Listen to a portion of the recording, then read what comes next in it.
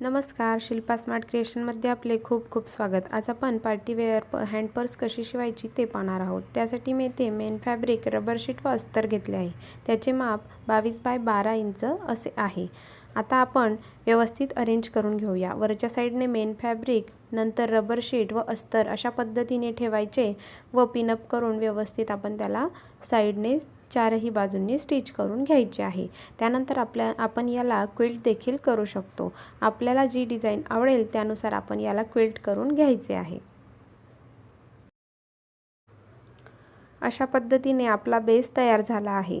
त्यानंतर आपल्याला वरच्या साईडने 2 इंचावर अशा पद्धतीने सरळ मार्किंग करून घ्यायची आहे। आता त्यावर आपल्याला शिलाई करायची आहे, जेणेकरून शिलाई झाल्यानंतर आपले तेथील धागे निघणार नाही, कारण आपल्याला तेथे अशा पद्धतीने कट करून घ्यायचे आहे। 2 पार्ट झाल्यानंतर यामध्ये आपण चैन कशी लावणार आहोत ते पाहूया। येथे मी चैन घेतली आहे, उलट ठेवून त्याच्यावर स्टिच करायचे व पलटी करून त्याच्यावर एक टॉप स्टिच टाकायची आहे। म्हणजे चैन जेव्हा आपण बंद करू तेव्हा ते धागे त्याच्या चैनमध्ये अडकणार नाहीत। अशा पद्धतीने एका साईडने लावल्यानंतर दुसऱ्या साईडने व्हिडिओमध्ये दाखवल्याप्रमाणे लावून घ्यायचे आहे। आता इथे ही टॉप स्टिच टाकल्यानंतर आपण त्यात रनर कसे ॲड करायचे ते पाहूया। रनर घ्यायचे आहे व अशा पद्धतीने वरच्या साईडने ते पुश करायचे आहे, म्हणजेच इझिली रनर आतमध्ये येते। आता आपण हँडल कसे बनवायचे ते पाहूया। त्यासाठी मी मेन फॅब्रिक येथे 15 बाय 3 इंचचा घेतलेला आहे। त्यात आपल्याला रबर शीट देखील टाकून घ्यायचे आहे, जेणेकरून आपले हँडल्स स्ट्रॉंग राहतील।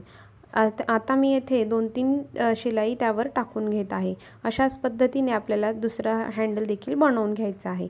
आता आपण मेन बेसवर दोन्ही साईडने 3-3 इंचावर मार्किंग करून घेणार आहोत व अशा पद्धतीने हे हँडल्स जोडून घेणार आहोत। दोन्ही साईडने आपण हे हँडल्स जोडून घेऊया। हँडल्स जोडून झाल्यानंतर आपण याला चैन जोडणार आहोत। तर पहिली चैन आपण ज्या पद्धतीने जोडली त्याच पद्धतीने ही दुसरी चैन देखील जोडून घ्यायची आहे व ते हँडल असे बाहेरच्या साईडने घेऊन त्यावर टॉप स्टिच टाकायची आहे। दोन्ही साईडने चैन जोडून झाल्यानंतर आपण जो पहिली चैन जोडली आहे तेथे पॉकेट बनवून घेणार आहोत। तर त्यासाठी आपल्याला फॅब्रिक लागणार आहे। तर त्याचे माप आहे 12 बाय 12 इंच। तर आता आपण आधी लेस लावून घेऊया। येथे मी ही डेकोरेटिव्ह लेस घेतलेली आहे, अट्रॅक्टिव्ह अशी डेकोरेशनसाठी। आता येथे आपण फॅब्रिक घेणार आहोत 12 बाय 12 इंचचा। तर तो आपली पहिली चैन जी लागली आहे वरची, तेथून आपल्याला जोडायचा आहे। तेथे वरच्या साईडने फोल्ड करून घ्यायचा आहे। अस्तरला फोल्ड करून झाल्यानंतर जेथे आपण टॉप स्टिच टाकली होती तेथेच आपल्याला ही शिलाई करायची आहे व चारही बाजूंनी आपण हे फॅब्रिक जोडून घेणार आहोत। खालच्या साईडने देखील अस्तर फोल्ड करून घ्यायचे आहेत, म्हणजेच धागे निघणार नाहीत। अशा पद्धतीने हा फॅब्रिक जोडून झाल्यानंतर एक्स्ट्रा फॅब्रिक आपण कट करून घेऊया। येथे आपले हे पॉकेट तयार झालेले आहे। त्यानंतर आपण याच्यात रनर ॲड करूया। त्यासाठी वरच्या साईडने अशा पद्धतीने रनर ॲड करायचे व त्याला हळूहळू पुश करायचे। एकदा हे रनर काढून घ्यायचे व परत एकदा टाकायचे, म्हणजेच दोन्ही साईडने इक्वल येते। आता रनर ॲड झाल्यानंतर ही पर्स आपण सुलट करूया। अशा पद्धतीने सुलट करून झाल्यानंतर आपण व्यवस्थित अरेंज करून घ्यायचे आहे व दोन्ही साईडने आपण त्याला शिलाई करून घेणार आहोत। व्यवस्थित हँडल आतमध्ये घेऊन दोन्ही साईडने शिलाई करून घेऊया।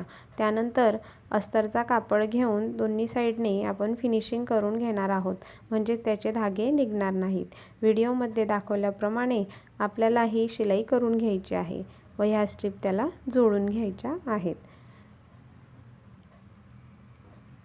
एका साईडने ज्या पद्धतीने आपण फिनिशिंग केली आहे त्याच पद्धतीने दुसऱ्या साईडने देखील करून घ्यायचे आहे। आता आपण बॅगला बेस कसा बनवायचा ते पाहूया। तर येथे मी 1.5 इंचावर मार्किंग करत आहे। दोन्ही साईडने अशा पद्धतीने बॉक्स करून घ्यायचा आहे।